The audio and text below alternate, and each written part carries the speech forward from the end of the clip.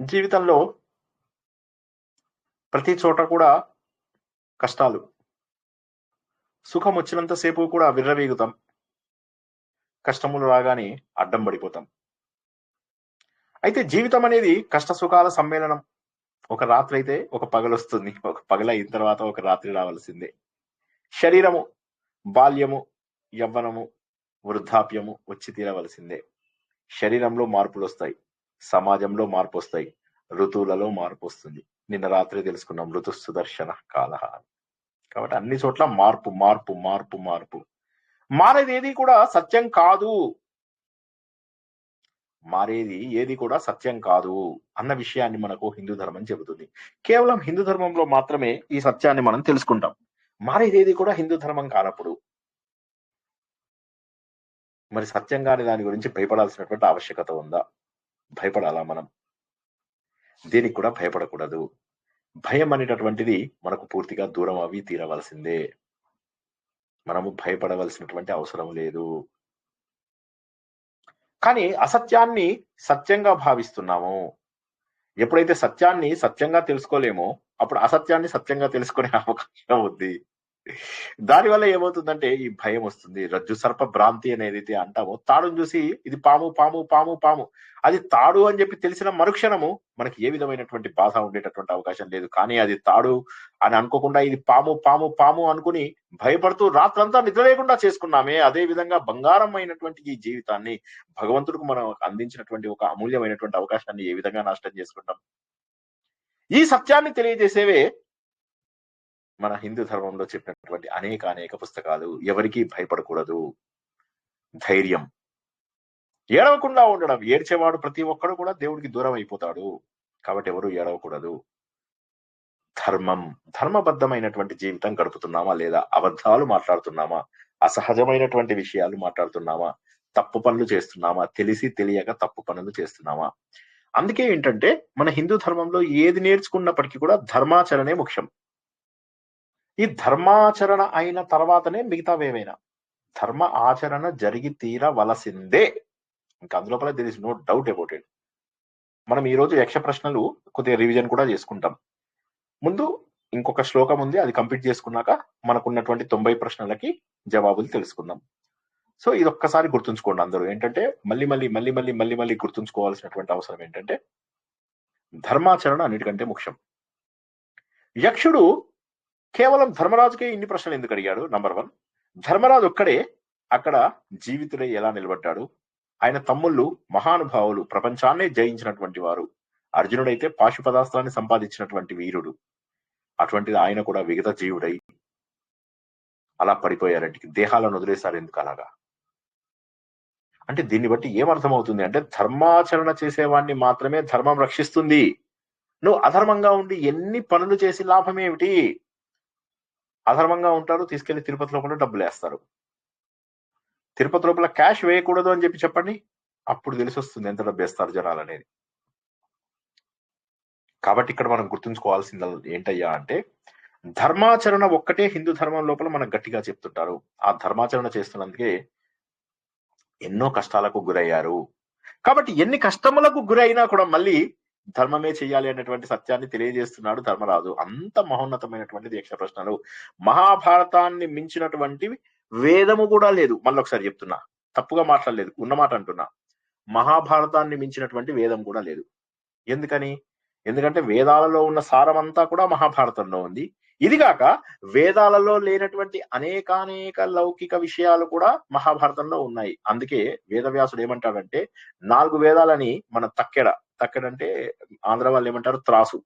ఆ త్రాసు లోపల ఒక సైడ్ పెడితే, ఒక సైడు మహాభారతాన్ని పెడితే మహాభారతానికే ఎక్కువ విలువ ఉంది. భారవంతమైనటువంటిది, మహత్తు కలిగినటువంటిది మహాభారతము. ఆ మహాభారతం లోపల అన్నిటికంటే కూడా గొప్పదైనటువంటి పర్వం ఏదయ్యా అంటే శాంతి పర్వము, అనుశాసనిక పర్వము, అరణ్య పర్వము. అరణ్య పర్వాన్ని మనం ఎంత డీటెయిల్ గా తెలుసుకున్నామో 45 వారాలుగా కేవలం అరణ్య పర్వంలోనే ఉన్నాం. అరణ్య పర్వం దాటడం లేదు. ఆది పర్వము, సభా పర్వం ఎంత సులభంగా చేసుకున్నాం. ఇప్పుడు వచ్చేసరికి అరణ్య పర్వం వచ్చేసరికి 45 వారాలైంది. ఇంకా అక్కడే ఉండిపోయాం. చాలా మంది 50 వారాల్లో మహాభారతమే పూర్తి చేస్తారు. అలాంటిది మనం 45 వారాలుగా ఇంకా అరణ్య పర్వంలోనే ఉన్నాం. అంటే అంత మహత్తు కలిగినటువంటిది ఇది. అందులోపల ధర్మాచరణ కోసమై పరిగెడుతూ పరిగెడుతూ పరిగెడుతూ పరిగెడుతూ చివరికి ఆ జింక మాయమైపోయాక నకులుడు అంటాడు, అన్నయ్య ఏంటన్నయ్య ఇలా ఉంది మన జీవితం. అటు చూస్తే రాజ్యం కోల్పోయాం, ఇటు చూస్తే భార్యను అవమానం చేశారు, ఇటు చూస్తే మనందరినీ నలుగురిని బట్టలు విప్పి సభలో నిలబెట్టారు. రాజులం మనము, ప్రపంచాన్ని జయించిన వాళ్ళము. ఇటు చూస్తేనేమో ఒక చిన్న లేడీని పట్టుకోలేక ఆయాస పడిపోయాము. అన్నయ్య అంటాడు, అరే ఇవన్నీ మళ్ళా మాట్లాడుకుందాం కానీ జర నీళ్లు తీసుకురారా. నకుల కొన్ని నీళ్లు తీసుకురా అనగానే నకులుడు వెళ్తాడు, సహదేవుడు వెళ్తాడు, అర్జునుడు వెళ్తాడు, భీముడు వెళ్తారు. అందరూ కూడా ఆ యక్షుడి యొక్క శాపానికి గురై శరీరాన్ని వదిలేస్తారు. చివరికి ధర్మరాజు వెళ్ళి నీళ్లు ముట్టుకోబోతే ఆయన యక్షుడు వస్తాడు. రాగానే ఆయన పర్మిషన్ అడుగుతాడు. అడగగానే ఆయన అంటాడు, పర్మిషన్ ఇవ్వము, ఎందుకంటే ఈ నీళ్లు తాగాలి అంటే నువ్వు మా ప్రశ్నలకు జవాబులు చెప్పాలి అని. ధర్మాచరణనే లక్ష్యం. గొంతు ఎండిపోతోంది, కష్టాలు పడ్డాడు, తమ్ముళ్ళు చనిపోయారు, ఎలా ఏడుస్తాడు, ఎంత దారుణంగా ఏడుస్తాడంటే ఉన్న కొద్ది నీళ్లు కూడా ఆ ఏడుపులో వెళ్ళిపోయాయి. శకుని చేశాడా ఇలాగ, నా తమ్ముళ్ళని ఎవరు చంపారు, అన్ని ఆలోచిస్తూ ఉంటాడు, ఏడుస్తూ ఉంటాడు. సరే ముందు నీళ్లు తాగుదాం అనుకున్న సమయంలో ఇటువంటి కఠిన పరిస్థితుల లోపల కూడా, ప్లీజ్ ప్లీజ్ గట్టిగా పట్టుకొని చెయ్యి, కఠిన పరిస్థితుల లోపల కూడా ధర్మాచరణ చెయ్యాలి అనేటటువంటి భావన ఉన్నటువంటి వాడే ధర్మరాజు. ఆ ప్రశ్నలకు అనేక ప్రశ్నలకు జవాబులు చెప్తూ ప్రతి ఒక్క ప్రశ్న అయిన తర్వాత ఆయన ఆనందంగా కనిపిస్తున్నాడు, ఎంతో ఆనందంగా కనిపిస్తున్నాడు. ఏమిటి ఇంత మహానుభావుడా ఈయన ధర్మరాజు అన్నటువంటి సంగతిని ఆయన గుర్తించాడు. గత వారం మనము చాలా చాలా గొప్ప విషయాలని తెలుసుకున్నాం. గత వారం తెలుసుకున్నటువంటి శ్లోకం ఏంటి? ఒక్క నిమిషం.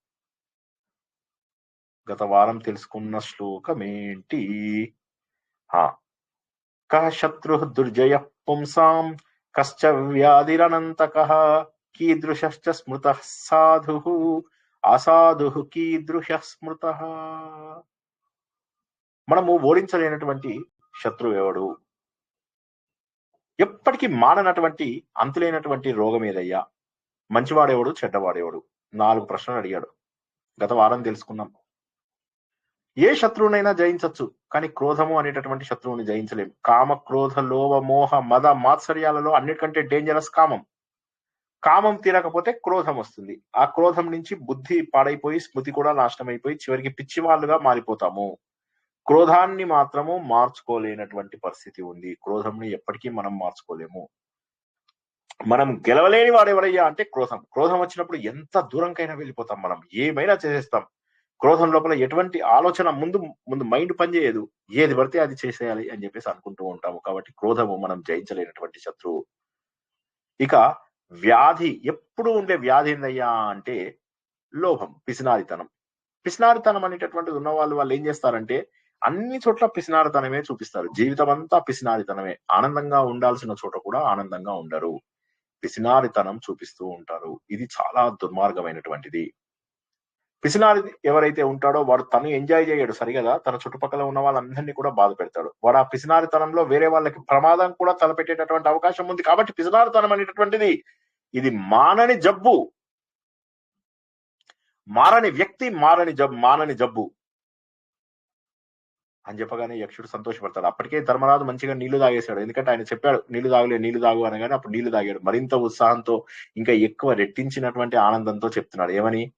జవాబులు ధర్మంకి సంబంధించినవి. ధర్మం గురించి మాట్లాడుతుంటే ఆయన గుండెలంతా ఆనందంతో నిండిపోతున్నాయి. నిజంగా మోక్ష సాధన చేసేవాడికి ఆ మోక్షానికి సంబంధించినవన్నీ తెలుసుకుంటే తప్ప వేరే ఆనందం లేదు. దక్షిణామూర్తి గురించి చెప్పినప్పుడు అంటారు అనమాట, ఏవయ్యా దక్షిణామూర్తి దగ్గర సనక సనందన సనత్ సుజాత సనత్ కుమారులు వీళ్ళందరూ ఉన్నారు, మరి అందరూ కూర్చొని ఏం చేస్తున్నారు?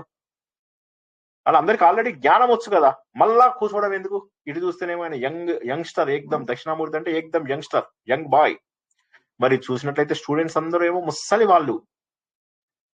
మరి ఏం మాట్లాడుతున్నారంటే ఈయనేం మాట్లాడటం లేదు, వాళ్ళు ఏమీ వినడం లేదు, కానీ మెసేజ్ మాత్రం అందుతోంది. ఈయనేం మాట్లాడటం లేదు, మౌనంతోనే ప్రకటిస్తున్నాడు తన భావాలన్నీ కూడా. జ్ఞానం గురించి తెలిసిన వాళ్ళకి జ్ఞానం గురించే ఆనందం అనిపిస్తుంది, వేరే విషయాల జోలికి వెళ్ళరు వాళ్ళు, ప్రాపంచిక విషయాలకు వెళ్ళరు. మనం ఎందుకులే ఈ యాత్రకి వెళ్ళడము, దీని బదులు 2 పెళ్లిళ్ళు ఉన్నాయి, 2 పెళ్లిళ్ళకి వెళ్ళి బాగా తిందాం, ఇలా కూడా అనుకునే వాళ్ళు ఉంటారు. సో కాబట్టి ఏమవుతుందంటే జ్ఞానానికి సంబంధించిన వాళ్ళు మాత్రమే జ్ఞాన మార్గంలో వెళ్ళాలి, అవి తప్ప వాళ్ళకి వేరే విషయాల ఆనందాన్ని కలిగించవు. కానీ పిసినారుతనం అనేటటువంటిది ఏదైతే ఉందో అది పూర్తిగా పిసినారితనం వైపుకి తీసుకెళ్లి వాళ్ళ వల్ల అందరికీ కూడా చెడు కలుగజేస్తుంది. ఇక మూడవది ఏందయ్యా అంటే మంచివాడెవడు? మంచివాడెవడు అంటే అందరికీ మేలు చేసేవాడు. ఇది మనకు క్విజ్‌లో కూడా అడిగినటువంటి ప్రశ్న. అందరికీ మేలు చేసేవాడే సాధువు. సాధువు అంటే తపస్సు చేసుకుంటూ కూర్చొని ముక్కు మూసుకొని తపస్సు చేస్తే వాడు సాధువు గాదు. అందరికీ మంచి చేయాలి. దీనికి మనం అనుకున్నాం జడభరతుడు ఏ విధంగా కరుణాపూరితుడైపోయాడు. అశ్రువులు అలా కంటిలో కారుతుండగా ఆ జింకని కాపాడుకుంటూ వచ్చాడు. చివరికి దాని ఫలితం ఏంటయ్యా అంటే 2 జన్మలు ఎక్స్‌ట్రా ఎత్తవలసొచ్చింది. ఆయన ఫ్యామిలీలో అందరికి అప్పటికే మోక్షం వచ్చేసింది. వృషభుడి ఫ్యామిలీలో అందరికీ మోక్షం వచ్చేసింది. మరి జడభరతుడికి ఎందుకు రాలేదు? ఎందుకు రాలేదు అంటే ఆయన మోహంలో దిగిపోయాడు. ప్రేమ, కరుణ మంచివే. అందరికీ మేలు చేయడం మంచిదే. కానీ దాంట్లోపల ఎమోషనల్‌గా తీసుకున్నట్లయితే అది రిస్క్. సాధువు అనేటటువంటి వాడు అందరినీ దయ చూపిస్తాడు గానీ తను ఎమోషనల్‌గా తీసుకోడు. దీన్ని మనం చెప్తాం work incessantly but not be attached to. పని ఫుల్ చేస్తూ ఉండు. కానీ దానికి అటాచ్ అయిపోకు. సేవ చేస్తూ ఉండు. ఈ సేవ నేను చేశానని అనుకోకు. కర్మయోగం. నీ దగ్గర ఉన్నటువంటి శక్తిని అవతల వాడి కోసమే ఉపయోగించు. కర్మ సన్యాసం. కర్మ ఫలితాన్ని వేరే వాళ్ళ కోసం త్యాగం చేసేటటువంటి శక్తి నీ లోపల ఉందా? ఇక చివరగా దుర్మార్గుడు ఎవరయ్యా? దుర్జనుడు ఎవరయ్యా? అంటే దయలేనటువంటి వాడు. అన్నీ ఉన్నాయి వాడి దగ్గర. డబ్బుంది, చదువుంది, అహంకారం అన్నీ ఉన్నాయి. జనాలంటే దయ లేదు వాడికి. దయ లేదు. తల్లిదండ్రులు అంటే దయ లేదు, సమాజం అంటే దయ లేదు, ఏమీ లేదు. వాడు అందరికంటే దుర్మార్గుడు. డబ్బుంది కదండీ! ఈ రోజుల్లో డబ్బుంటే చాలు వాడు మంచోడు. కానీ అది కాదు. దయలేని వాడు మాత్రమే దుర్మార్గుడైతాడయ్యా అని చెప్పగానే ఎంత సంతోషపడిపోతాడో యక్షుడు. సంతోషపడిపోగానే అప్పుడు ఇంకొక ప్రశ్న వేస్తాడు. ఇక ఇప్పటి నుంచి ఇంకా ఆయనకు తెలుసు. కొద్దిగా తత్వం ఎక్కువ చేస్తాడు. కామోహ ప్రోచ్యతే రాజన్ కశ్చ మానః ప్రకీర్తితః కిమాలస్యంచ విజ్ఞేయం కశ్చ శోకః ప్రకీర్తితః అని అడిగాడు. ఓ ధర్మరాజా, మోహం అంటే ఏంటి? ఇప్పుడు ఇందాక మనకు క్రోధం గురించి తెలుసుకున్నాం. క్రోధము అనేటటువంటిది జయించలేనటువంటి శత్రువు అన్నటువంటి విషయాన్ని తెలుసుకున్నాం. ఇందులోపల ఆయన మోహం గురించి మాట్లాడుతున్నాడు. మోహం అంటే ఏంటయ్యా ధర్మరాజా? ధర్మం తెలిసినటువంటి వ్యక్తిగా నిన్ను అడుగుతున్నాను. మోహం అంటే ఏంటి? నెక్స్ట్ ఏంది? కశ్చ మానః ప్రకీర్తితః. మానం అంటే ఏంటి? మానము అని దేన్ని అంటారు? ప్రకీర్తితః, కీర్తితః అంటారు. కీర్తిస్తారు అంటే అనుకుంటూ ఉంటారని. ఆయనకు బాగా కీర్తి ఉంది అంటారు కదా అది. కీర్తితః ఏమిటి? ప్రకీర్తిత ప్రకృష్టంగా చెప్పుకుంటూ ఉంటారు. దేని గురించి? మానం అంటే పాపులర్ డెఫినేషన్ ఏంటయ్యా? మానము అంటే పాపులర్ డెఫినేషన్ ఏంటో చెప్పొకసారి. కిం ఆలస్యంచ విజ్ఞేయం. కిం ఆలస్యంచ, కిమాలస్యంచ అంటే కిం ఆలస్యంచ ఆలస్యము. ఆలస్యం అంటే ఏంటి? కశ్చ శోకః ప్రకీర్తితః. శోకమని దేన్నంటారు? ఇందులోపల మంచి ప్రశ్న అడిగాడు. మోహం అంటే ఏంటయ్యా? ఆ! మానం అంటే ఏంటి? ఆలస్యం అంటే ఏంటి? శోకం అంటే ఏంటి? అని చెప్పేసి ధర్మరాజుని అడిగాడు. ధర్మరాజు తడుముకుంటున్నాడు. అస్సలు తడుముకోవడం లేదు. ధర్మరాజు ఇవన్నీ తెలిసినటువంటి వాడు. అదృష్టం ఏంటంటే ధర్మరాజు అన్యకాండ లోపల ఉన్నప్పుడు ఇవన్నీ కూడా నేర్చుకున్నాడు. మనం మామూలుగా ఇన్ని రోజులు ఈ ఈ ఉపనిషత్తుల ద్వారా వాటి ద్వారా తెలుసుకున్నటువంటిదంతా కూడా ఏంటి? మోక్ష మార్గము. అందులోపల నుంచి మనం తెలుసుకుంటున్నటువంటిది మహోన్నతమైనటువంటి ఆత్మజ్ఞానము. ఇక్కడ తెలుసుకుంటున్నది ఏంటంటే సమాజంలో ఉన్నటువంటి ప్రతి విషయాన్ని తెలుసుకుంటున్నాం. మన లోపల దుర్గుణాలను ఎలా పోగొట్టుకోవాలి? మనము మనుషులుగా ఉన్నాము. కానీ మనీషులుగా మారేటటువంటి అవకాశం ఏమిటి? అనేటటువంటి విషయము ఇక్కడ మనం తెలుసుకుంటున్నాము. చాలా అద్భుతమైనటువంటిది ఇది. మహోన్నతమైనటువంటిది. ఇది మామూలు తత్వం కంటే కూడా గొప్పది. మామూలు తత్వము మనకు చివరి దశల లోపల పనికొస్తుంది. మన సాధనకి పనికొస్తుంది. మనం చేసేటటువంటి ఆధ్యాత్మిక సాధన అంతా కూడా మన జీవితము యొక్క లక్ష్యంగా మనం మార్చుకుంటాం. కానీ జీవితం గడపాలి కూడా గదా! జీవన విధానం. ఆ జీవన విధానాన్ని తెలిపేటటువంటిది యక్ష ప్రశ్నలు. జీవితం యొక్క లక్ష్యాన్ని తెలిపేటటువంటివి మన వేదాంతాలు, ఉపనిషత్తులు. జీవన విధానాన్ని తెలిపేదే యక్ష ప్రశ్నలు. ఆ యక్ష ప్రశ్నల లోపల అడుగుతున్నాడు ఎవరు మోహము? మోహం అంటే ఏంటి? అవివేకం, మూర్ఖత్వం. ధర్మం ఏంటి? అధర్మం ఏంటి? తెలియకపోవడం. మానం అంటే ఏంటి? అహంకారం. నేనున్నాననే అహంకారం. ఆత్మాభిమానం. నన్ను నేను గొప్పవాడిని అని చెప్పేసి అనుకోవడం. నేను గొప్పవాడిని. ఆలస్యం అంటే ఏంటి? సోమరితనం. ఆలస్యం అంటే లేట్‌గా రావడం అని అనుకుంటాం జనరల్లీ గానీ, ఆలస్యంగా రావడానికి మెయిన్ కారణం ఏందంటే సోమరితనం. దీన్ని మనం తమస్సు అని కూడా చెప్తాం. మన టీం లోపల అందరినీ ఆలస్యంగా జాయిన్ అవ్వద్దు, ఆలస్యంగా జాయిన్ అవ్వద్దు, ఆలస్యంగా జాయిన్ అయ్యే వాళ్ళు రావద్దు అని చెప్తారు. చెప్తే సార్ కోపం వచ్చింది అంటారు. మధ్యలో అటు పోయి ఇటు పోయి మీరు తప్పు చేసి నా మీద తప్పు తోసేస్తారేందో అర్థం కాదు. హీరోలు విలన్లు కొట్లాడుకొని కమెడీ అనేది చంపిస్తున్నారు మధ్య లోపల. ఏమండి అంతేనా కదా? మీరు లేట్ వచ్చి సార్కు కోపం వచ్చిందంటే ఎట్లాగండి? నా తప్ప అది? మీరు లేట్ వస్తే నా తప్ప? మాట్లాడటం లేదు ఎవరు. అసలు అనుకోలేదు సార్ కోపం వచ్చింది మీకు అని. సో అదే తప్పు కదా సార్. అది ఎందుకంటే ఇప్పుడు 15 నిమిషాల ముందు రావాలి అన్నప్పుడు 15 నిమిషాల ముందు జాయిన్ అయిపోవాలి. 15 నిమిషాల ముందు జాయిన్ అయితే అడ్వాంటేజ్ ఏంటి? ఏమన్నా ఇష్యూస్ ఉన్నా కూడా మనం సాల్వ్ చేసుకోగలుగుతాము. కొన్నిసార్లు పరిస్థితులు మన చేతిలో ఉండవు. అది ఎవ్రీబడి విల్ అండర్స్టాండ్ దట్. మాకు ఇంటర్మీడియట్ లోపల మా మ్యాథమెటిక్స్ సార్ ఉండేవాడు. అయితే ఎప్పుడు నేను క్లాస్ కి టైంకి వెళ్తాను. ఆయన ఎవరిని లేట్ గా రానియాడు. క్లాస్ లోపల ఎవరైనా లేట్ గా వస్తే వెళ్ళిపోమంటాడు అంతే. జస్ట్ ఇట్లా అంటాడు అంతే. అలాంటిది ఇంకా అప్పటికి నేను ఇంకా పాపులర్ కాలేదు. అప్పటికి ఇంకా నేను జస్ట్ అందరు స్టూడెంట్స్ లాగానే అనమాట. రెగ్యులర్ గా వచ్చేవాడిని అంతే. క్లాస్ లోపల అడిగినప్పుడల్లా జవాబులు అవి చెప్తుండేవాడిని అంతే. అంతేగాని ఇంకా ఫస్ట్ ఇయర్ మార్క్స్ వచ్చి సెకండ్ ఇయర్ మార్క్స్ వచ్చి వీడు టాపర్ అట్లా ఏం లేదు. ఇంకా ఇది కూడా రాలేదు. ఆ సమయం లోపల ఆయన అలా ప్రతిరోజు నాకు టైంకి వచ్చేవాడిని, క్లాస్ లోపల మంచిగా యాక్టివ్ గా ఉండేవాడిని, అన్ని ఉండేది. ఆయన ఎవరు లేట్ వచ్చినా వాళ్ళు వెళ్ళిపోమనేవాడు. అసలు లోపలికి రానిచ్చేవాడు కాదు. అసలు దాటికి రానిచ్చేవాడే కాదు. ఒకసారి మా టీవీ పాడైంది. దానికోసం నేను ఇంజనీరింగ్ ఇంటికి పిలిపించి దాంతో రిపేర్ చేయించి ఆయన వెళ్ళిపోయిన తర్వాత నేను కాలేజ్కి వెళ్ళాను. ఫస్ట్ పీరియడే ఈయనది.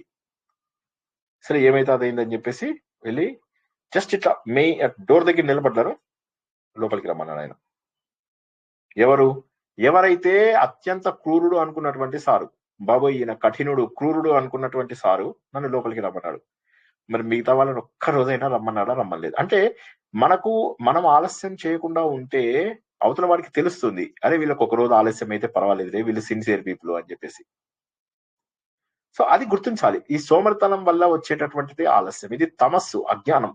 అజ్ఞానం ఉన్నవాడే లేట్ గా జాయిన్ అవుతాడు. తమస్సు ఉన్నవాడే లేట్ గా జాయిన్ అవుతాడు. పనులు చేయడానికి అన్నిటికీ బద్ధకం వాడికి. ఏదైనా పని చేయాలన్నా కూడా వాడికి బద్ధకమే. ఏదన్నా ధర్మాచరణ చేయాలంటే కూడా వాడికి బద్ధకమే. ఇవాళ చేయాల్సిన పనిని రేపు చేస్తాడు. రేపు చేయాల్సింది ఎప్పుడు చేయడు. ఇక మనకేమో రివర్స్ నేర్పిస్తాడు. కాల్ కరేసో ఆజ్ కరో, ఆజ్ కరేసో అబ్, పలమే పర్లై హోయేగి. తర్వాత ఏంటి సుధామోహన్ గారు తెలుసా అండి? తర్వాత లైన్ ఏంటి? పలమే పర్లై సమ్ కరోగే కబ్ అనేదో వస్తుంది. అది అంటే అందులో ఏమంటాడంటే కాల్ కరేసో. సుధామోహన్ గారు జాయిన్ అవ్వలేదా ఇవాళ? నిద్రపోయారు ఇవాళ ఆవిడ. సుధామోహన్ గారు పడుకున్నారా? జాయిన్ అవ్వలేదా ఇవాళ? జాయిన్ అయ్యారు కానీ నిద్రపోయినట్టున్నారు ఆవిడ. సుధామోహన్ గారు ఇవాళ మంచి నిద్రలో ఉన్నారు. పవన్ డిస్టర్బ్ చేయొద్దు మనం ఇవాళ. వీకెండ్ అమ్మా సుధామోహన్ గారు. Weekend cinema చూస్తున్నట్టున్నారు. జాయిన్ అయ్యారు. కల్ కరే సో ఆజ్ కర్, ఆజ్ కరే సో అబ్, పల్మే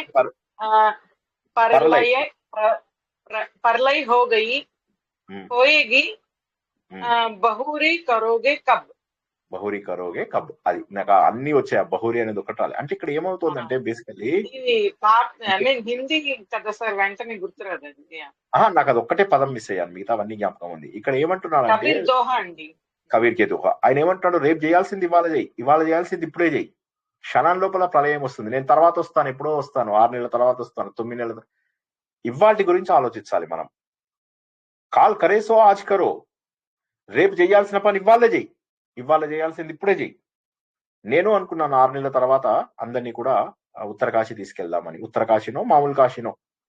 ఇప్పుడు ఏమైంది, ముందే తీసుకెళ్తున్నాను. అక్కడికి కాకపోతే ఎక్కడికో ఒక చోటుకి. ముందు ఫస్ట్ ఒకటి అవ్వాల్సిందే. కాల్ కరేసో ఐడియా రావడం లేట్ గా అయినా 6 ఏళ్లుగా రాలేదు, ఇప్పుడు వచ్చింది. సో కాబట్టి కాల్ కరేసో ఆజ్ కరో, ఆజ్ కరేసో. కాబట్టి మనకి ఎప్పుడు కూడా ఆలస్యం అనేటటువంటిది చాలా దుర్మార్గమైనటువంటిది, సోమరితనం. ఇందులోపల ఈ సోమరితనం ఉన్న వాళ్ళు ఏం చేస్తారు అంటే చేయవలసిన పనికి కూడా వాయిదా వేస్తారు. ఇప్పుడు మాకు RSS లో దాంట్లో ఈ సోమరితనం అనేది యాక్సెప్ట్ చేయరు. పొద్దున్న 5ంటికి లేపాలి అంటే 5ంటికి లేపాల్సిందే. ఎవరికో ఆరోగ్యం బాగాలేదంటే ఏం మాట్లాడరు, మళ్ళీ ముట్టుకోరు. ఆరోగ్యం బాగాలేని వాళ్ళని ముట్టుకోరు. కానీ మిగతా ప్రతి ఒక్కరిని సోమరితనంగా ఉండనియరు. చెవులో విజిలేసైనా సరే లేపుతారు. సో దీనివల్ల అల్టిమేట్లీ మిగిలేది ఏంటయ్యా అంటే దుఃఖమే మిగులుతుంది ఇందులోపల. దుఃఖమే మిగులుతుంది ఇందులోపల. కాబట్టి మోహం అంటే ఏంటయ్యా అని అడగగానే ధర్మరాజు చెప్తున్నాడు, మోహం అంటే భార్యా పిల్లల పైన ప్రేమ అని మనం మామూలు మాటల్లో అనుకుంటాం. శ్రీనివాస్ గారు ఎన్నోసార్లు చెప్పారు మనకు, మితిమించినటువంటి ప్రేమని మోహం అంటారు అని చెప్పేసి. మితిమించినటువంటి ప్రేమ బాగా దాటికిపోయినప్పుడు, కానీ అది కాదు. భార్యా పిల్లల పైన ప్రేమ బాగా ఉంటే అది కూడా, దాన్ని కూడా మోహం అని చెప్పేసి అన్నారు. అసలు మోహం అంటే ఏంటయ్యా అంటే, నీకు ఏది ధర్మమో ఏది అధర్మమో తెలియదు. నేను నమ్మిందే వేదం, నేను పట్టినటువంటి కుందేలుకు 3 కాళ్ళు. ధర్మమా అధర్మమా అనేది ఆలోచించేది లేదు. ఆ ధర్మము అధర్మము అనేటటువంటి వివేకం పోగొట్టుకోవడం ఏదైతే ఉందో అదే మోహము అని అన్నాడు అనమాట. అనగానే యక్షుడు ఎంత ఆనందపడిపోతాడో. ఈ మోహం అనేటటువంటిది ఇంకొక ఉదాహరణ చెప్తా మీకు, ఎట్లా చెప్పాలి. రైట్, భగవద్గీతది. నేను ప్రిపేర్ అయినప్పుడు భగవద్గీత ఎగ్జాంపుల్ చెప్తాం అనుకున్నా, మర్చిపోయానేమో అనుకున్నా, అదృష్టవశాత్తు జ్ఞాపకం వచ్చింది. మీరు నన్ను ఎంత బాధ చేస్తున్నారంటే, మీ వల్ల మీ అందరూ కూడా నా గురువులే. మీ అందరికీ పేరు పేరున తల వంచి పాదాభివందనం చేస్తున్నాను మనస్ఫూర్తిగా. మీ వల్ల నాకు కూడా ఎన్నో విషయాలు నేను తెలుసుకున్నవన్నీ కూడా పునశ్చరణ అవుతున్నాయి. మనస్ఫూర్తిగా చెప్తున్నాను, మీరందరూ నాకు గురువులే. ఇక్కడ కానీ మనం మీరు చెప్పకండి సార్, నమస్కారం చెప్పకండి. నమస్కారం, తప్పేం లేదు, అందరూ ఆత్మస్వరూపులే. అయితే అర్జునుడి విషాదం కూడా అదే. నేను ఇది మర్చిపోతాను అనుకున్నా. అర్జునుడి విషాదం కూడా మోహం అంటే అందరి మీద ఉన్నటువంటి ప్రేమ కరెక్టే, కానీ అక్కడ వచ్చినటువంటిది ఏంటంటే ధర్మం ఏది అధర్మం ఏది అనేటటువంటిది చెప్పలేని స్టేజ్ లోకి వెళ్ళిపోయాడు. ఎంత ఆశ్చర్యం నిజంగా. ఎక్కడ విషయాన్ని ఎక్కడ మనం కలుపుకోగలుగుతున్నాం చూడండి. అది మెయిన్. మనకు సబ్జెక్ట్స్ లోపల మనం తెలుసుకుంటే ఆ ఆనందం ఎంత ఆనందంగా ఉందో ఇప్పుడు ఆలోచించండి. అర్జునుడిలో ఉన్నటువంటిది మోహము అని ఇన్నిసార్లుగా తెలుసుకున్నాం 6 ఏళ్లుగా. మొట్టమొదటిసారిగా మోహం అనే దానికి మనం సరైనటువంటి డెఫినేషన్ యక్ష ప్రశ్నలో తెలుసుకున్నాం. ఈ పాయింట్ అర్థమైందా అండి? నేను చెప్పలేకపోతున్నానా, తపన పడుతున్నానా? హలో సార్, భగవద్గీతలో కూడా ధృతరాష్ట్రుడికి దుర్యోధనుడి పైన కూడా మోహమే ఉంటుంది కదా సార్? అవును, మోహమే. దానివల్ల ఏమవుతుంది? ధర్మము అధర్మము విచక్షణ తెలియకుండా ఉండదు. పోతుంది. కానీ మనం అక్కడ మోహం అంటే కేవలం ప్రేమ అని చెప్పుకున్నాం ఇన్ని రోజుల పాటు. కానీ యక్ష ప్రశ్నలు చదివిన తర్వాత మనం ఏమని చెప్తున్నాము? ధర్మాధర్మ విచక్షణనే మోహం అని చెప్పేసి డెఫినేషన్ ధర్మరాజు చెప్తున్నాడు. మోహం అంటే వీళ్ళపైన వాళ్ళపైన గుడ్డి ప్రేమ కాదు, ధర్మం ఏదో అధర్మం ఏదో తెలియనటువంటిది. ఎంత బాగా చెప్పాడండి. Yes or no? చాలా బాగా అనిపిస్తలేదు? Yes sir, yes sir. అది తెలియకపోబట్టే కదా సార్ కొడుకులని మోహంలో ఉంచేశాడు. ధర్మ అధర్మ విచారణ ఉంటే వాళ్ళు పాండవులకి ఇచ్చేవాడు కదా. అదే కాబట్టి మోహం అంటే డెఫినేషన్ ఏంటి అంటే, ఇన్ని రోజులు తెలుసుకున్న డెఫినేషన్ ఒకటైతే ఇప్పుడు తెలుసుకున్నటువంటి డెఫినేషన్ ఏంటయ్యా అంటే, ధర్మం ఏంటో అధర్మం ఏంటో తెలియకపోవడమే మోహము. మోహం వల్ల ధర్మం అధర్మం తెలియకపోవడం కాదు, ధర్మం అధర్మం తెలియకపోవడమే మోహం అనేటటువంటి గొప్ప గొప్ప ఇంటర్ప్రిటేషన్ ధర్మరాజు మాత్రమే చెప్పగలిగాడు. అది మనలాంటి సామాన్యులకు అర్థమయ్యేటటువంటిది కాదు అది. రెండవది మానము. మానము అంటే ఏంటి? నేను చేశాను, నాకంటే గొప్పవాళ్ళు లేడు అనేటటువంటిది అహంకారం. మాకు ఒకసారి ఒక కాంపిటీషన్ లోపల మేము ఒక స్కూల్కి వెళ్ళాం. ఆ స్కూల్లో వాళ్ళకి ఎవరికి ప్రైజులు రాలేదు. ఆ స్కూల్లో ఎవరైతే స్టార్ పర్ఫార్మర్ ఉంటారో ఆ స్టార్ పర్ఫార్మర్ కి ప్రైజులు రాలేదు, మాకు వచ్చాయి. రాగానే వాళ్ళ సార్ బాధపడుతున్నాడు, ఆ తెలుగు పండితుడు వచ్చి నా దగ్గరికి వచ్చి, వీడికి బహుమానం వచ్చింది, మా వాడికి బహుమానం వచ్చింది అని అన్నాడు. బహుమానము రెండు ఒకటే యాక్చువల్ గా, కానీ బహుమానము అంటే ఇక్కడ గిఫ్ట్ అనే మీనింగ్ లోపల అన్నాడు.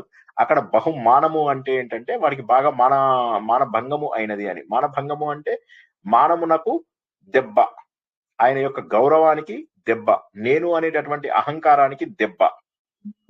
మనము వాడే మానభంగం అనేటటువంటి పదం వేరు. ఇక్కడ మానభంగము అంటే ఏంటంటే మానమునకు ఏర్పడినటువంటి దుస్థితి. మానం అంటే ఏంటంటే నీ అహంకారానికి వచ్చినటువంటి దుస్థితి. ఇప్పుడు మా సార్ అన్న మాట మళ్ళీ ఒకసారి రివిజన్ చేసుకుందాం. వీడికి బహుమానం అవమానమే నీ గర్వభంగం అన్న కరెక్ట్ గా చెప్పాలంటే గర్వభంగం. వీడికి బహుమానం వచ్చింది అన్నాడు. బహు అంటే చాలా అని, మానము అంటే గర్వము, గర్వానికి తగ్గటువంటి దెబ్బ, గర్వభంగం అయినటువంటిది. అహంకార పూరితమైనటువంటిది ఏదైతే ఉన్నదో అదే మానము.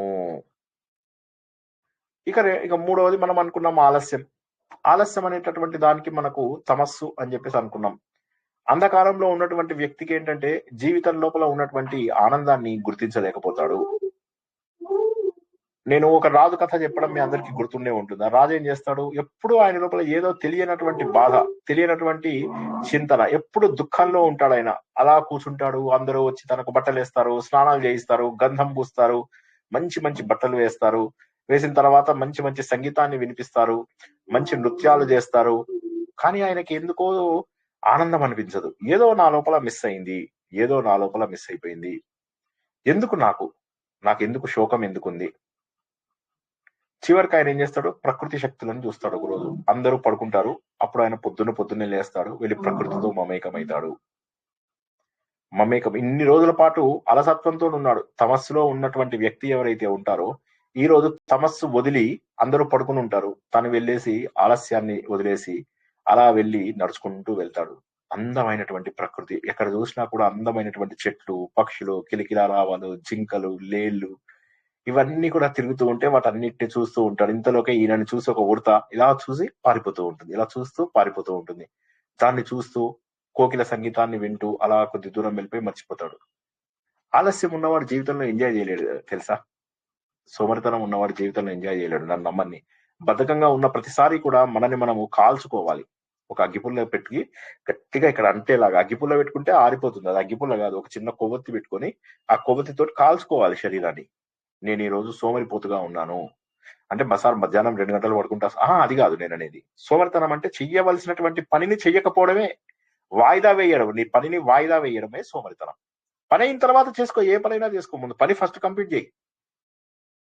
ఇది నిత్య జీవితంలో మనం నేర్చుకునేది. ఇది ఆత్మజ్ఞానం కాదు మనం నేర్చుకుంటున్నది ఇప్పుడు యక్ష ప్రశ్నల లోపల. మన నిత్య జీవితంలో మనము ఎలా ఉండాలి, జీవితంలో సక్సెస్ఫుల్ వ్యక్తులుగా ఎలా మారాలి. కాబట్టి చేయవలసినటువంటి ధర్మాన్ని నువ్వు వాయిదా వేయకుండా ఉంటే ఆలస్యాన్ని నువ్వు జయించిన వాడి అవుతావు. అర్థమైందా అండి? ఇది జవాబు అర్థమైందా? ఇంకేమన్నా ఎక్స్ప్లెనేషన్ ఇవ్వాలి? ఇది చాలా మంచిది ప్రశ్న. అంటే ఇంతకు ముందు చెప్పిన అది వస్తుంది సార్, కల్ కరేసో ఆజ్ కరో అప్ కరో బోలే, అది దీనికి వస్తుంది కదా సార్. పలమే పర్లై హోయేగి బహురే కరోగే కబ్, అది బావురే అనుకుంటాను. అది అంటే ఓ పిచ్చివాడ ఎప్పుడు చేస్తాం, ఇంకా మిగతావన్నీ ఎప్పుడు చేస్తాం. స్కూల్లో చెప్పేవాళ్ళు సార్, ఇది హిందీలో చెప్పేవారు సార్, అందుకని అది గుర్తుంది. కరెక్ట్. మనకి చాలా అద్భుతమైనటువంటిది ఇది. కాల్ కరేసో ఆజ్ కరేసో అప్. ఇది గమ్మత్ ఏంటంటే మనము దాన్ని పాటించాం అంతే. చేయవలసిన పనులను అలా పెండింగ్ చేస్తూ పోయామనుకో, దీనికి మాకు మెయిన్ ఫ్రేమ్ అని చెప్పేసి కంప్యూటర్స్ లో మెయిన్ ఫ్రేమ్స్ అని ఉంటాయి. ఆ మెయిన్ ఫ్రేమ్స్ లో ఏంటంటే ప్రతి ప్రోగ్రామ్ కూడా ఒక జాబ్ లాగా ఉంటుంది అనమాట. ఆ జాబ్ ని మనం సబ్మిట్ చేసినప్పుడు ఏంటంటే దాని ప్రయారిటీ ఇవ్వాలి. లో ప్రయారిటీ టాస్క్లు ఎప్పుడు ఎగ్జిక్యూట్ కావు, ఎందుకంటే ప్రతి ఒక్కడు వాడి జాబ్ కి హై ప్రయారిటీ పెడతాడు. పెట్టేసరికి ఏమవుతుంది, లో ప్రయారిటీ జాబ్స్ అలా వెనకబడిపోతాయి. లో ప్రయారిటీ జాబ్ ఎప్పటికీ కూడా అది ఎగ్జిక్యూట్ కాదు. అదే విధంగా మన జీవితం లోపల కూడా ఒక లో ప్రయారిటీ జాబ్ పెట్టుకోండి.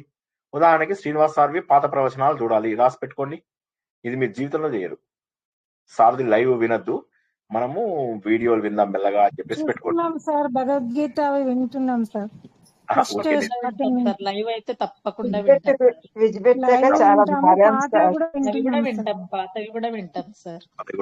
టైమే సరిపోవడం లేదు సార్. అవన్నీ ఉపదేశారము ఆ క్లాసులు మేము అటెండ్ కాలేదు, వినాలంటే కూడా టైం లేదు సార్. ఇప్పుడు క్విజ్లకి ఇవి ప్రిపేర్ అవుతున్నాం కదా, భగవద్గీత అంతా దినం ఒక్కొక్కటి వింటాన్నాం సార్. కరెక్ట్. నేను జోక్గా అంటున్నాను. ఏదన్నా టాస్క్ మనం తర్వాత చేద్దాము అనుకుంటే అది అవ్వదు. కాబట్టి ఏంటంటే చేయవలసినటువంటి ధర్మాన్ని నువ్వు వాయిదా వేస్తే అదే ఆలస్యం. మన జీవితం లోపల ఇది మనం బాగా నేర్చుకోవాల్సినటువంటి విషయం. ఎందుకంటే చాలా మంది దగ్గర ఉంటుంది ఈ తప్పు, చాలా మంది దగ్గర ఉంటుంది ఈ తప్పు, అందరూ చేస్తూ ఉంటారు. కాబట్టి ఆ తప్పుని మనము ఎప్పుడూ చేయకూడదు అని చెప్పి. ఇక చివరిగా నిజంగా శోకం అంటే ఏమిటి? శోకం అంటే దుఃఖం. ఓకే, దుఃఖమే సార్ అంటే ఏమిటి? బయట వాటి వల్ల వచ్చేదాన్ని దుఃఖం అన్నారు. బయట వాటి వల్ల వస్తే అది నీ తప్పు. ఉదాహరణకి ఇప్పుడు నేను బయటకు వెళ్తుంటే నా విభూతిని చూసి నవ్వుతారు అనుకోండి జనాలు, నేను అప్పుడు ఏడవాలి, అంతేనా? కరెక్టేనా? జవాబు చెప్పండి. నేను అప్పుడు ఏడవాలా? సంతోషపడాలి మనం, అంతే. మనది మనమే, వాళ్ళతో అవసరం. అదే విధంగా మన చుట్టాలు చూస్తారు. చుట్టాలు చూసి మన బైసికిల్ బాలేదు, మన ఇది బాలేదు, అది బాలేదు అని చెప్పి నవ్వుతారు. మన సైకిల్ బాలేదు, మన బైక్ బాలేదు, మన షర్ట్ బాలేదు అని చెప్పేసి నవ్వుతారు. కాబట్టి మనం అప్పుడు ఏడవాలి, అంతేనా? ఎందుకు ఏడుస్తాం సార్? చాలా మంది ఏడుస్తారు, కాపురాలు కూలిపోతున్నాయి. కాపురాలు కూలిపోతున్నాయి వీటి వల్ల, బయట కారణాల వల్లే కాపురాలు కూలిపోతున్నాయి. కాబట్టి ఏమవుతుందంటే ఇది ఎప్పుడూ కూడా గుర్తు, అశుచ్య నన్వశోచత్వం ఏంటంటే ఎప్పుడూ కూడా అజ్ఞానం వల్ల మనం ఏడుస్తాం అంతే. శోకం అనేటటువంటిది ఎప్పుడు వస్తుంది అంటే మనం ఏమనుకుంటాం, బయట కారణాల వల్ల వీడు ఇలా అన్నాడు సార్. నన్ను చాలా మంది అడిగారు, సార్ నేను ఎంత మంచిగా ఉన్నా కూడా బయట వాళ్ళు నన్ను ఏదో ఒక మాట అంటున్నారు, ఇప్పుడు నేను ఏం చేయమంటారు? ఇప్పుడు నాకు చెమట్లు వస్తాయి అనమాట. అందుకని చెప్పి సినిమా లోపల హీరోయిన్లకి ఇలా ఫ్యాన్లు పెట్టేవాడు కూడా ఉంటాడు, వాడు ఇలా అంటుంటాడు అనమాట. అలాగే నేను కూడా ఇలా అనుకుంటూ ఉంటాను అప్పుడప్పుడు మధ్యలో. సార్ ఫ్యాన్ వేసుకుంటే అది రికార్డ్ సరిగ్గా కాదా సార్? మీరు ఎందుకు మీకు సౌండ్ క్లియర్ గా ఉండదు రికార్డింగ్ ది, అందుకోసం అని చెప్పి నేను ఇలా అయిన తర్వాత మళ్ళీ ఒకసారి స్నానం చేస్తాను అనమాట. సరే, కాబట్టి అజ్ఞానం అనేటటువంటిది ఏదైతే ఉందో అన్నిటికంటే దుఃఖమైనటువంటిది ఏంటయ్యా అంటే అజ్ఞానమే. అజ్ఞానం తప్ప మనకు దుఃఖం తెప్పించేటటువంటిది మరేది కాదు. బాహ్య కారణాలు ఏవైతే ఉంటాయో ఈ బాహ్య కారణాల వల్ల వచ్చేటటువంటిది శోకమే కాదు, అది మూర్ఖత్వం, ఇట్స్ ఎ ఫూలిష్నెస్. నీకు దుఃఖం ఎందుకు వస్తుంది అంటే బయట కాదు, నీ అజ్ఞానం వల్ల దుఃఖం వస్తుంది. వాడు ఏదైనా అన్నాడు అంటే నీకెందుకు? అరే నువ్వు మంచి చేసినా కూడా ఏదో ఒకటి అంటారు. మీరు చూసే ఉంటారు కదా, మీరు ఒక పిల్ల వాళ్ళ ఫోన్ చేస్తూ మాట్లాడుతుంటుంది అనమాట. ఏమనుకోకి, బాగా అవసరం ఉంది, కొద్దిగా డబ్బు ఇవ్వాలి, ఒక 5,000 సర్దవా, 6,000 సర్దా, ఇలా 6-7గురికి కాల్ చేస్తుంది. తల్లి వింటూ ఉంటుంది చాట్ నుంచి, విని ఒక్కటి పీక్తుంది అనమాట. ఏంటి ఎంతమంది దగ్గర డబ్బులు అడుగుతున్నావు, నీకు అంత మేము ఇవ్వకుండా ఉన్నామా అంటే, అమ్మా నేను వాళ్ళని అడుక్కోవట్లేదమ్మా, వాళ్ళందరికీ నేను ఇచ్చాను, వాళ్ళని నాకు మళ్ళీ వాపస్ ఇవ్వమని అడుగుతున్నానమ్మా అని అంటుంది. మనం ఎంత నీచంగా చూస్తారు, మన డబ్బు మనకి ఇవ్వడానికి ఒకసారి ఆలోచించండి. మీకు జీవితంలో ఇటువంటి అనుభవాలు రాలేదా? మీరు చాలా బాగా ఉన్నప్పుడు కూడా మిమ్మల్ని అన్యాయంగా చూసేటటువంటి జనాలను మీరు చూడలేదా? ఒక్కసారి ఆలోచించండి ప్లీజ్, ఆలోచించండి ఒకసారి. మీరు ఎంత బాగున్నా సరే మీరు ఇవాళ నవ్వుతూ ఒక మాట అంటారు, రేపేం చేస్తారా అదే మాటని వాళ్ళు దాన్ని ట్విస్ట్ చేసి మీరు కోపం వచ్చిన తర్వాత దాన్ని చెడ్డగా మార్చే వాళ్ళు లేరంటారా? ఆలోచించండి ఒకసారి. విలువలు అనేవి చాలా మంది ఉంటారు. చాలా ఇది మనకు. కాబట్టి ఏంటంటే మనము మారి తీరాల్సిందే సాధన మార్గం లోపల. అందుకే మనకు ప్రాక్టికల్ ఎక్స్పీరియన్స్ కావాలి. ఎందుకంటే మన మనస్సుని మనం నిగ్రహించుకోగలగాలి. అప్పుడు ఏమవుతుందంటే అజ్ఞానం పోతుంది. యోగ చిత్త వృత్తి నిరోధ. యోగము అనగానేమి అనగా చిత్త వృత్తి నిరోధమే యోగము. యోగము అనగా చిత్త వృత్తి నిరోధము. నీ చిత్త వృత్తి అంటే చిత్తం యొక్క వృత్తులు అంటే డిఫరెంట్ జాబ్స్.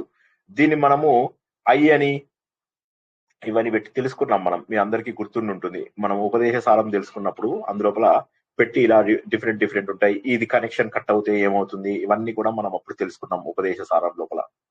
కాబట్టి దాని యొక్క 10 డ్యూటీస్ ని కట్ చేసుకుంటూ పోయామనుకోండి, చేస్తే అప్పుడు ఏమవుతుంది, అది ఆటోమేటిక్ గా లయం అనేది అలవాటు అవుతుంది. ఒకసారి లయం అలవాటు అయిన తర్వాత దాన్ని ప్రాక్టీస్ చేసుకుంటూ ఉంటే మనము నాశనాన్ని కూడా మనం తెచ్చుకోగలిగేటటువంటి అవకాశం మనకు ఖచ్చితంగా ఉన్నది.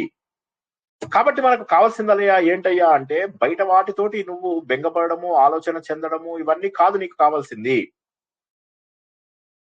నీ అజ్ఞానం వల్ల నీకు దుఃఖం వస్తుంది అంతే. నాకు దేవుడు ఎందుకు ఇలా చేశాడు, ఏమిటోనండి నాకు దేవుడు దుఃఖం చేయలేదు. నీకు మూర్ఖుడు ఉన్నావు నువ్వు. దేవుడు నీ మీద పగబట్టి చేశాడా? లేదండి మొన్న వాళ్ళ ఇంట్లో కూడా సత్యనారాయణ వ్రతం ఉంది కదా, ప్రసాదం తినకుండా వచ్చానా, దేవుడు ఇప్పుడు నిన్ను పగబట్టి. నేను దేవుడివి ఎన్ని పూజలు చేశానండి. శ్రీవాణి ట్రస్ట్ లో 10,000 కట్టాను. శ్రీవారి సేవకి వెళ్ళానండి. పరకామణి సేవ కూడా వచ్చింది నాకు. బోల్డ్ అని సేవలు భగవంతుడు ఇన్ని చేసుకున్నాడండి. నా కూతురికి పెళ్లి కాలేదండి. సో దేవుడు ఏం చేయలేకపోయాడని మళ్ళీ దేవుడి మీద నింద. దుఃఖం ప్రతిదానికి దుఃఖం. సరే పెళ్ళయింది, ఎవడో ఒక అమాయకుడు కట్టుకున్నాక వాడిని ఇంట్లో వాళ్ళని వదిలేసి వాడిని పీకడం మొదలెడుతుంటుంది అమ్మాయి. వీళ్ళు తప్పించేసుకున్నారు, అమ్మాయిని పెళ్లి చేసి పంపించారు. ఎవడో అమాయకుడు దొరికాడు, వాడు పాపం బాధితుడు. ఆ టైం లోపల మళ్ళీ వీళ్ళు వచ్చేసి బాధపడతారు. ఏంటండి దేవుడు, ఏం దేవుడు అండి, నీకు తెలుసా అండి మొన్ననే అరుణాచలం చుట్టూ 2 సార్లు ప్రదక్షిణం చేశాను, కానీ నాకు కూతురికి పిల్లలు పుట్టలేదండి. మళ్ళీ అదైన తర్వాత నా మనవరాళ్ళు ఎంతసేపు కూడా ఈ ఈ ఆలోచనలో ఉన్నప్పుడు నీ పిల్లల దగ్గర ఆపకుండా నువ్వు తర్వాత మెట్టుకు వెళ్ళావు అంటే నీలో ఆధ్యాత్మికత ఎదుగుదల ఎక్కడి నుంచి వస్తుంది?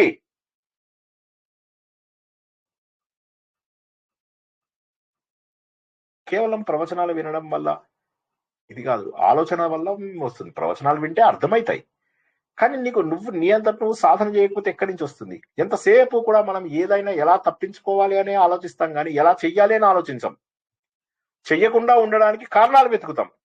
నో చెప్పడం ఈజీ, ఎస్ చెప్పి దాని మీద నిలబడడం కష్టం. మనిషి అయిన వాడు ఎస్ చెప్పి నిలబడతాడు.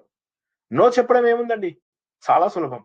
ఎవరైనా సహాయం అడుగుతాడు, నో అంటాం మనం, అది ఈజీ. సహాయం చేయడం కష్టం, వాడి కోసం నిలబడడం కష్టం. కాబట్టి ఏంటంటే ఇదంతా కూడా అజ్ఞానం. సాధన లేకపోవడం అనేటటువంటిది ఏదైతే ఉందో అది అజ్ఞానము.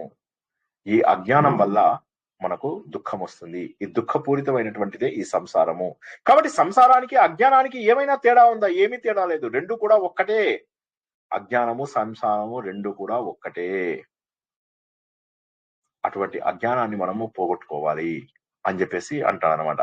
అంటే ఇక్కడ మెయిన్ మనం ఆలోచించేది ఏంటంటే, ఇవన్నీ కూడా మనం చూసుకున్నట్లయితే ఈ రెండు శ్లోకాలు కనుక చూసుకుంటే, నీ క్రోధం వల్ల ఏమవుతుంది? నీ మానసిక ఆరోగ్యం పాడవుతుంది.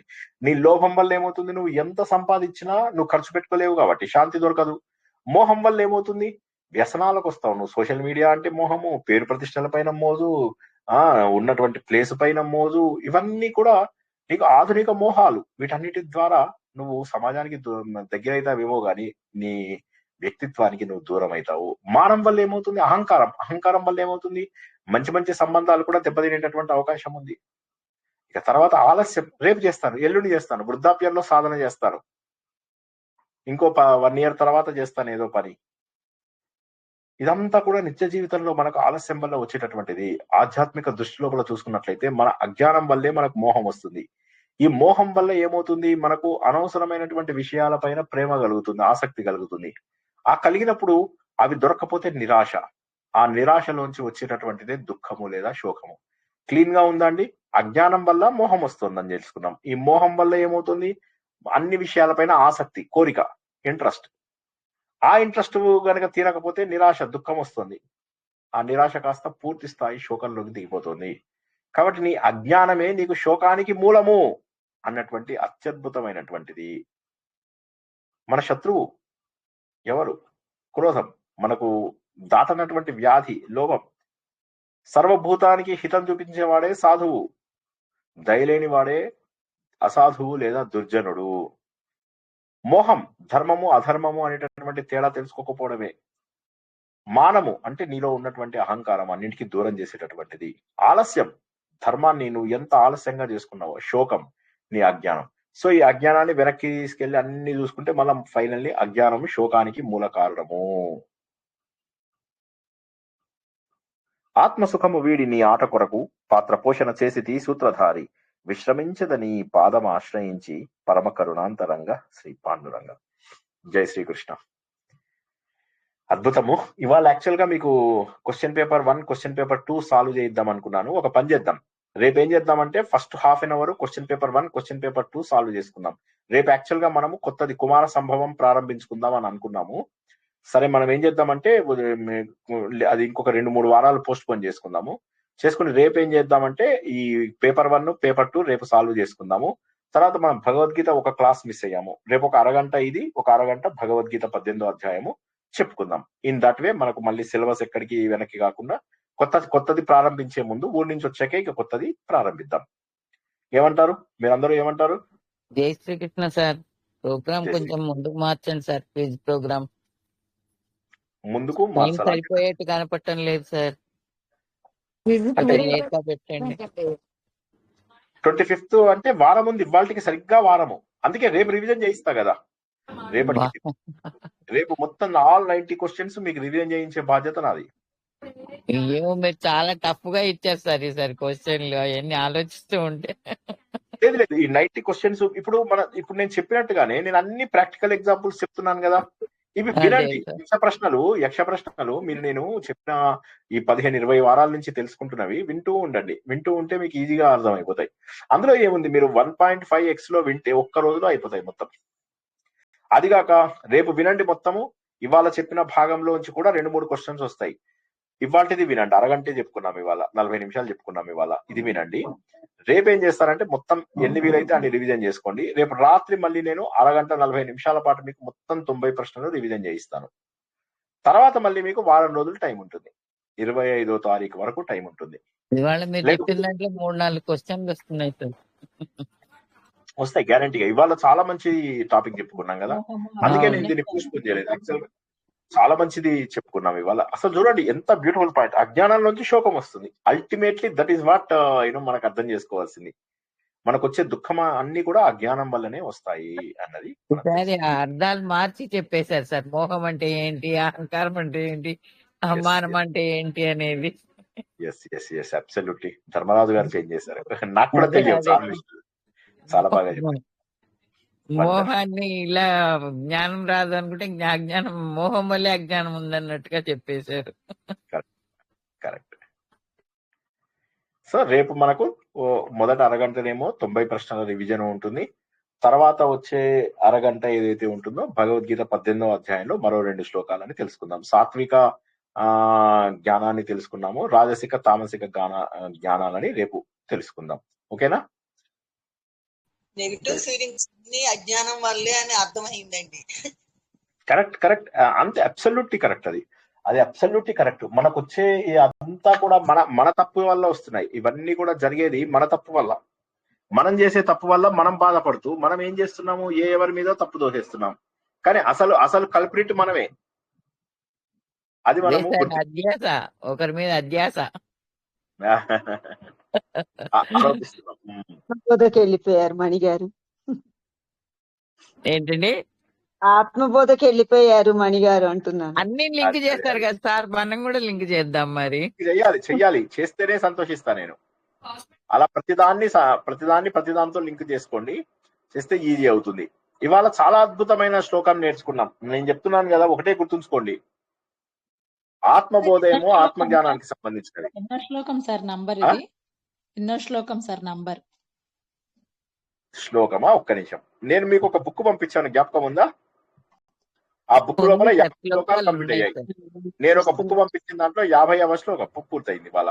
మోహో హి ధర్మ మూఢత్వం మానస్తు ఆత్మాభిమానత ధర్మ నిష్క్రియతాలస్యం శోకస్త్వ జ్ఞానముచ్యతే. ధర్మం చక్కగా తెలియకుండుటే మోహము, తనకు తాను గొప్పవానిగా తలచుటయే మానము, ధర్మాచరణ లేకుండుటయే ఆలస్యము, పరమార్థ తత్వమును తెలుసుకోకపోవడమే శోకము. దీనికి మనం ప్రశ్న ఏమని అడిగాం? కామోహ ప్రోచ్యతే రాజన్ కశ్చమాన ప్రకీర్తితః కిమాలస్యంచ విజ్ఞేయం కశ్చ శోక ప్రకీర్తితః. అది దానికి జవాబుగా తెలుసుకున్నాం అన్నమాట. 49, 50 మనకు యక్ష ప్రశ్నలు అని ఏదైతే బుక్ పంపించానో నేను, ఆ బుక్ లోపల మొత్తం 86 ప్రశ్నలు ఉన్నాయి. మొత్తము 86 చూస్తున్నాను, ఆగండి ఒక్క నిమిషం. 86 అనుకుంటా, అంతే. 86 లోపల వైశంపాయనుడు చెప్పేస్తాడు ఫైనల్లీ. సో అదన్నమాట. నీకు సమతాభావం ఎక్కువ ఉంది అంటాడు. తర్వాత మీకు కొన్ని ప్రశ్నలు మీకు సిలబస్ లో లేనివి కూడా పెట్టాను, అవి నేను చెప్తాను ఏ ప్రశ్నలు పెట్టాను అనేవి కూడా చెప్తాను. 86 అంటే క్వశ్చన్ ఒకటి ఆన్సర్ ఒకటి కదా సార్? అంటే 43 అట్లా అనుకోవాలనుకుంటా సార్. అంతే 40 క్వశ్చన్ కి నెంబర్ ఇచ్చాడు, ఆన్సర్ కి నెంబర్ ఇచ్చాడు సార్. అవును, కరెక్ట్. 86 శ్లోకాలు, అందులో 2 శ్లోకాలు తీసేసేయండి, 84 అంటే సుమారుగా 42 ప్రశ్నలు. ఓకేనా? వండర్ఫుల్. ఈ రోజు అన్ని తెలుసుకున్నాము. ఈ థియరిటికల్ గా తెలుసుకుంటున్నాము, ప్రాక్టికల్ గా తెలుసుకోవాల్సిన వాళ్ళు కూడా ముందు అందరూ లక్ష్మి గారికి నాకు పేర్లు పంపించండి. తర్వాత మనము ఎల్లుండి మధ్యాహ్నం లోపల ఫైనల్ చేద్దాము. తర్వాత అక్కడికి వచ్చిన దాన్ని కేవలం 3 రోజుల ఇదే కాబట్టి కొద్దిగా శ్రద్ధ చూపించరండి. నేను నియమాలన్నీ కూడా మండే ఈవినింగ్ అయిపోతుంది కాబట్టి ట్యూస్డే నుంచి నియమాలు ఏమేమి పాటించాలనేవి కూడా చెప్తాను. అందరూ కూడా చక్కగా ఈ అవకాశాన్ని సద్వినియోగం చేసుకోండి. రేపు ఉంటామో లేదో తెలియదు, ఉన్నప్పుడే పూర్తి చేసుకోవాలి. ఎప్పుడు కూడా ఆలస్యం పనికిరాదు, ధర్మాన్ని వాయిదా వేసుకోవడం ఎప్పటికీ పనికిరాదు అని చెప్పి గుర్తుంచుకోండి. జై శ్రీకృష్ణ. ఇంకేం ప్రశ్నలు లేకపోతే రేపు రాత్రి 9 గంటలకు మళ్ళీ కలుద్దాం. జై శ్రీకృష్ణ సార్. చెప్పండి. జై శ్రీకృష్ణ. సార్ యాక్చువల్ గా ఒక చిన్న విషయం షేర్ చేసుకుందాం అనిపించింది సార్. ఆ, ఆ, మా పాప కూడా మీ ప్రవచనాలు అప్పుడప్పుడు వింటూ ఉంటది అన్నాను కదా సార్. సో క్లాస్ లో ఒక మేడం అడిగారు, క్వశ్చన్ అడిగారు, మనం ఇండిపెండెన్స్ డే కి రిపబ్లిక్ డే కి డిఫరెన్స్ ఏంటి అని చెప్తున్నాం కదా సార్. అది సో అందరూ కూడా ఏంటంటే ఓకే మనకి రాజ్యాంగం ఏర్పడింది, మన రాజ్యాంగం గురించే చెప్తున్నారు కానీ ఫ్లాగ్ గురించి చెప్పట్లేదు. సో మేడం ఫ్లాగ్ ఇంకొక మెయిన్ డిఫరెన్స్ ఉంది అన్నప్పుడు మా పాప చెప్పిందంట. సో చెప్పారు అంటే ఇండిపెండెన్స్ డే రోజు మనకి ఇండిపెండెన్స్ డే వచ్చింది కాబట్టి ఫ్లాగ్ కింద నుంచి పైకి తీసుకువెళ్లి ఫ్లాగ్ ని జెండా వందనం చేస్తాము, బట్ రిపబ్లిక్ డే రోజు అలా చెయ్యం మేడం అని. సో తను చాలా హ్యాపీగా ఫీల్ అయింది. నేను సార్ క్లాస్ వినబట్టే కాబట్టి సో సార్ కి థ్యాంక్స్ అని. అండ్ సెకండ్ ఇంకొక నాకు హ్యాపీయెస్ట్ థింగ్ ఏంటంటే సార్, హిందీలో ఒక లెసన్ వచ్చింది, జింక అడవి మొత్తం తిరుగుతుంది ఎందుకు. సో లెసన్ పేరే అది. అంటే హిందీ కాదు సార్, నాకు హిందీ రాదు, తెలుగులోనే చెప్తున్నాను. ఇంకా అడవి మొత్తం తిరుగుతుంది ఎందుకు. సో ఎందుకు తిరుగుతుంది అంటే ఒక మంచి స్మెల్ వస్తుంది, కస్తూరి వాసన వస్తుంది. సో అది ఎక్కడ అని అడవి మొత్తం తిరుగుతుందంట. తన దగ్గర నుంచి ఆ వాసన వస్తుందని తనకి తెలియలేదు. సో అజ్ఞానం వలన అది ఎక్కడో ఉందని వెతుకుతుంది, నాలోనే ఉంది అని తను తెలుసుకోలేకపోయింది. ఇదే కదా మనకి సార్ నేర్పించింది. సో నాలో ఉన్న దేవుడు ఎక్కడో ఉన్నాడని అంతా తిరుగుతున్నాము, ఎక్కడో కాదు నాలోనే ఉన్నాడు. సో ఈ పాయింట్ మా పాప చెప్పింది సార్, నాకు చాలా హ్యాపీ అనిపించింది. వండర్ఫుల్ వండర్ఫుల్, చాలా సంతోషం అండి. అంటే పాప లోపల ఇది రావడం నిజంగా కూడా చాలా అభినందనీయం. అంటే చాలా చాలా అభినందనీయం, శ్రద్ధగా చెప్తుంది అన్నమాట మీ పాప. చాలా శ్రద్ధగా వింటోందని కంగ్రాచులేషన్. అర్థమవుతోంది. మీరు ఎన్నోసార్లు చెప్పారు పాప వింటోందని, కానీ ఇలా అన్వయించగలిగేంత తెలివితేటలు ఉన్నాయి అంటే నిజంగా చాలా గ్రేట్, చాలా పైకి వస్తుంది. God bless, God God bless. Bless. అదే సార్, వింటుందంటే అంత శ్రద్ధగా వినటం లేదు, ఏదో ఊరికే నాతో పాటు పడుకుంటుంది వింటుంది అనుకున్నాను. కానీ సార్ క్లాస్ లో అన్వయించుకుంది చూడండి, అది నాకు చాలా హ్యాపీ అనిపించింది. ఓకే లైఫ్ లో కూడా తన ఇలా అనువదించుకుంటూ వెళ్తే ఇంకా బెటర్ పొజిషన్ కి వెళ్ళొచ్చు, చాలా త్వరగా తను తెలుసుకుంటుంది అని లైఫ్ గురించి అని అనిపించింది సార్. చాలా సంతోషం అండి, చాలా సంతోషం. Very happy, very happy, very happy. ఏదో చిన్న మార్పు, మనం చెప్పే మాటల వల్ల మార్పు, మనం చెవించే పద్ధతి వల్ల మార్పు, జీవితంలో మారాలనుకునే వాళ్ళకి మార్పు వచ్చి తీరుతుంది. మారాలి అనుకునే వాళ్ళకి మార్పు ఎక్కడి నుంచి వస్తుంది? మారాలి అని ఖచ్చితంగా రావాలి. అది ఆ పాపకి అది అది పూర్వజన్మ సుకృతం. అది నాకు చాలా సంతోషంగా ఉంది. సో అది పాప సార్ ఇంకొక డౌట్ కూడా, అక్కడి నుంచి మొదలు పెట్టింది అనమాట. Sir thank you ma'am. Sir ఇంకొక డౌట్ అంటే తను అడిగింది ఉండదు అంటారు, మొక్కలోనే అన్ని తెలుసుకున్నప్పుడు ఇంకా మొగ్గలోనే తెలుసుకుంటుందంటే ఇంకా పెద్ద అయ్యాక ఇంకా వివరాలు. కరెక్ట్, కరెక్ట్, అది నిజం. సార్ యాక్చువల్ గా మనము మన సంస్కృతిని మన సాంప్రదాయాల్ని మనం వదులుకోబట్టే అందరం కూడా కొంచెం బ్యాక్ ఉన్నాం సార్.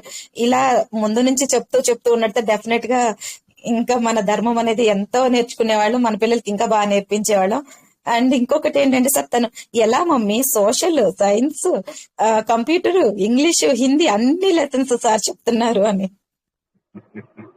శ్రద్ధ, అంతే శ్రద్ధ. నేనేమనుకుంటానంటే ఇప్పుడు అందరికి అదే బ్రెయిన్ ఇస్తాడు. ఆనెస్ట్లీ స్పీకింగ్, ఒకళ్ళకి ఎక్కువ బ్రెయిన్ ఒకళ్ళకి తక్కువ బ్రెయిన్ ఉండదు కదా. నేను వాడుకోవాలని చేస్తాను, మిగతా వాళ్ళు ఏం చేస్తారంటే ఆలస్యానికి వాడుకుంటారు. అది చూద్దాంలే, చేద్దాంలే, దానివల్ల అంతే. నేను వాడుకుంటాను, మిగతా వాళ్ళు వాడుకోరు. ఇప్పుడు నేను చెప్పే కదా, ఐన్స్టీన్ కూడా 15-20% తన బ్రెయిన్ మాత్రమే వాడుకునేవాడు.